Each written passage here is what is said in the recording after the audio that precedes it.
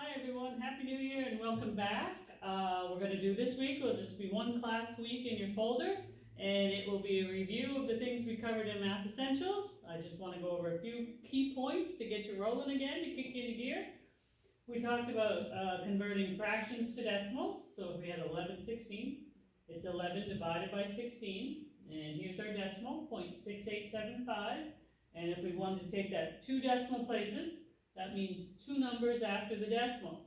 But the third number is 5 or above, so that rounds that up there. So the final answer is 11/16 as a fraction, converted to a decimal, 0.69. When we take a decimal to a fraction, for the most part, we took everything to a 16th of an inch.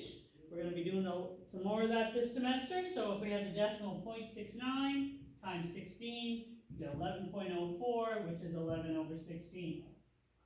If we had a number like this, 4.92 inches, we know we have 4 inches. That's not going to change. So taking this decimal, 0.92 times it by 16, we get 14.72 this time. After the decimal, 5 or above, that rounds up to a 15. So your fraction will be 15/16. Final answer, 4 and 15/16. Okay? The next conversion we talked about was feet to inches. There's 12 inches in a foot. So to take feet to inches, we times by 12. If we had 6 feet, times by 12 would be 72 inches. If we had 3 feet 2.5 inches, right, we take our feet, we times it by 12, would be 36, plus the other 2, and the fraction stays the same. So 3 foot 2.5 is the same as 38.5, okay? When we want to take inches to feet, we need to divide by 12. Right, so if we had a number, 42 3/4 of an inch, right, we're going to take our 42, just the 42, divide it by 12, and we get 3.5 feet. Okay, I want you to ignore that number after the decimal, you know you have 3 feet. Then we have to figure out how many inches 3 feet would be. 3 times 12 would be 36 inches. So 3 feet has used 36 out of those 42 inches. We subtract the 2, 6 inches would be left over, and the fraction stays the same. 42 3/4 of an inch has to be 3 foot 6 3/4 of an inch on that tape measure, right? We talked quite a bit about metric conversions, and they're pretty straightforward.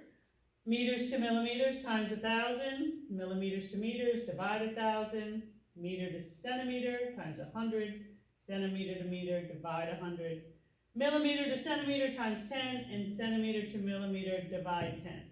Okay, now you will be getting a new formula sheet this semester, which of course will have all of this on there for you.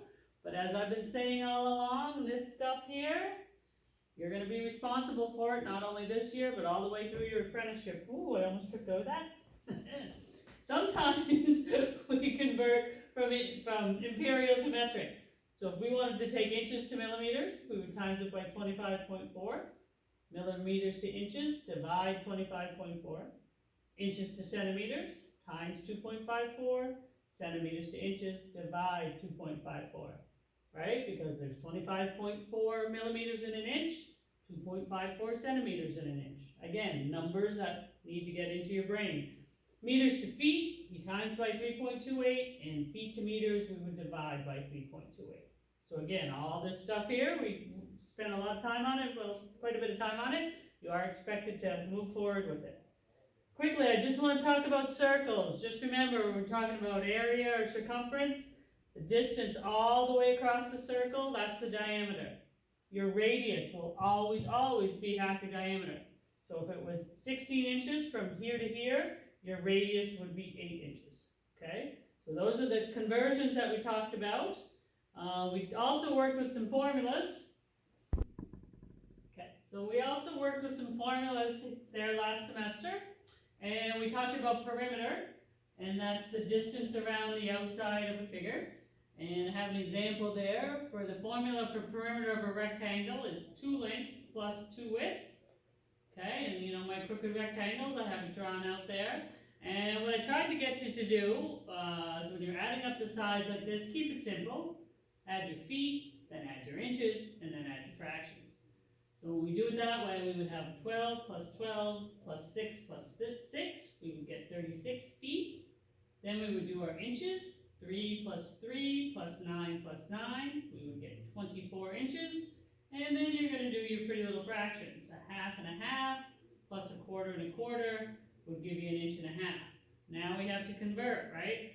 We know that 24 inches is the same as 2 feet. So our 36 feet goes to 38 feet. We would have 1 1/2 inch left over. Final answer there, 38 feet, 1 1/2 inches. Okay? When we're talking about area, we're talking about the amount of material to cover a space. And now our units are in square inches, square feet, square centimeters, or square meters. Okay, so you can either write it out as square inches or inches with a little 2 there. Okay, now the key to this when we're dealing with area formulas, we have to convert our numbers all to the same units before we do anything, before we use a formula. So in the sample here, calculate the square feet in a circle that has a diameter of 2 feet 9 inches. So, write in the question, calculate the square feet. So before we do anything, we have to make sure our numbers are in all feet. So we know the diameter is 2 foot 9 inches. So we know we have 2 feet. We have to take our 9 inches and get it to feet. To get inches to feet, we divide by 12. That's what that 0.75 is. So the diameter is 2.75 feet. Remember, our radius is always and will always be half of that diameter. So we're taking 2.75, dividing it by 2. We get 1.375. We're going 2 decimal places. We get 1.38 feet as the radius. All of my numbers are in feet, and then you're ready to use your pretty formula. Area equals pi r squared. Remember, r squared is a number times itself. So pi, and use the pi button on your calculator, times 1.38 times 1.38, and we get 5.98 square feet. Okay? The next thing we did, we worked with some volume. And when we're talking about volume, it's the amount of space occupied by an object. So now our units are in cubic feet, cubic inches, cubic meters, cubic centimeters. And this time again, we can write it out as cubic feet, or feet with a 3, or inches with a little 3 up there. Okay? So again, before we use a formula, right, we got to put all our numbers to the same dimension. So in the sample here, find the cubic feet in a rectangular tank with a length of 4 feet, a width of 36 inches, and a height of 6 feet. So before you do anything, you have to make sure all your numbers are in feet. And our length is 4 feet, our width is 36 inches, so we have to get inches to feet, 36 divided by 12.